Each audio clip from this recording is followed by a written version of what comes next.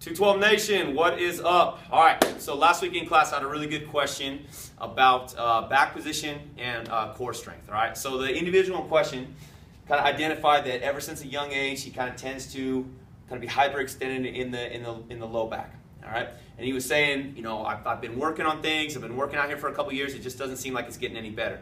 And so the breakdown I gave him that I think is helpful for a lot of us that have that issue, right, without getting crazy technical, what's happening is a lot of times our hips tilt forward, we sit a lot, these muscles get tight, and they pull us into this hyperextension, which can put a lot of strain on the spine.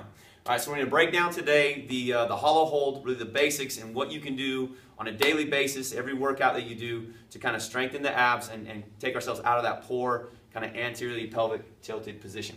All right, so when we break down the hollow hold, it's very simple. We're going to start with the feet on the ground in this basic position, right? And if my low back is off the ground, I'm really not engaging these abs. But as I push that low back into the ground, I can feel my abs contract and I get into this good position.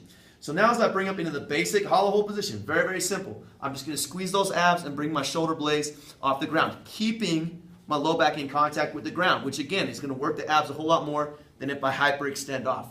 Now from here we can go into more advanced progressions. I can go feet out, arms out, both feet, arms, and both arms out. But again, I'm still bracing those abs, keeping my spine in that good position, right? Not letting it go into that excessive anterior tilt with the hips and putting more strain on the spine. So that's one drill, specific drill you can do, but everything we do is, when you do the exercises correctly with good position, is going to strengthen up that core for you. Let's look at the push-up, for example, right? So if I'm in a good push-up position, I'm right here, I'm really using a lot of abdominal strength to maintain my posture as I go down and up into that push-up.